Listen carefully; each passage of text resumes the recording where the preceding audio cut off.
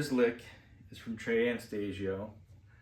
It's Fish Starlight 98 Reba Jam at the end. So what that song does is it goes from E flat major and just to F major, back and forth.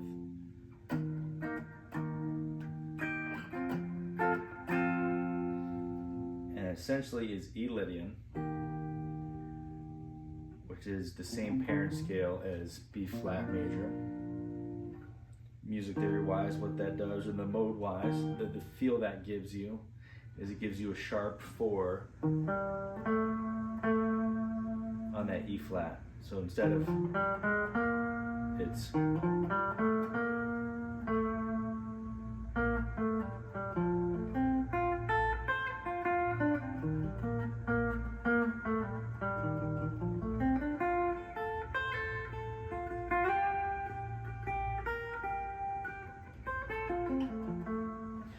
so it's gonna give you a different feel. So that's essentially the vibe of that. And Fish nail that vibe, and they nail. So that like, if you do that, like I feel like there's no other band that hits that kind of floaty, kind of modal vibe. That's just kind of a chill vibe, but it's propellant as well. So Trey's lick that he does, that I'm going to try to show you here, it's a sequence lick.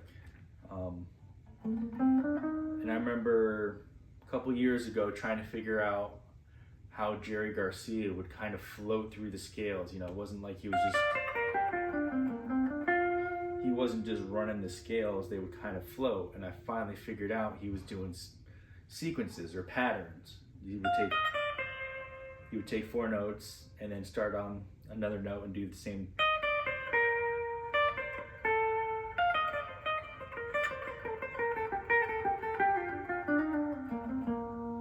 And so that gives you a lot more motion in the scale. It makes it a little bit more musical, creates a different vibe. So that's how I learned sequences. I think in metal and rock, they have different other heavy. Just embarrassed myself there. I don't even know other crazy sequences.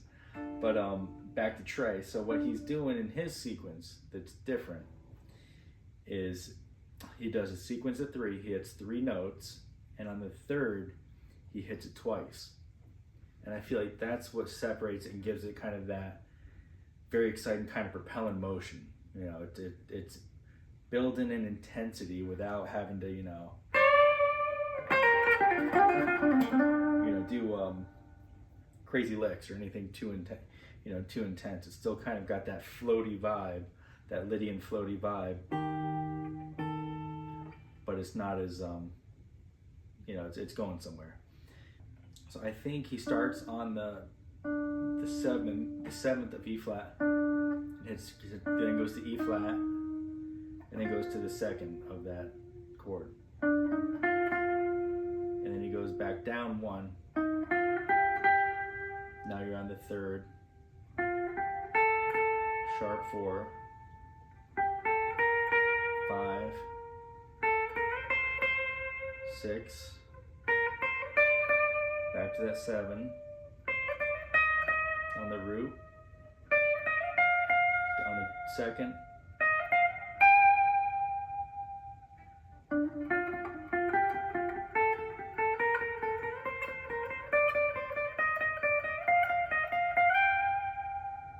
so it really gives it that propellant motion, especially when the band's behind him.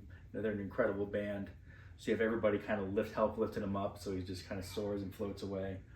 I just think it's, for me, I think it's a great alternative way to float those scales and kind of get some motion without just doing the same, just those sequences, instead of just doing just the sequences, you can.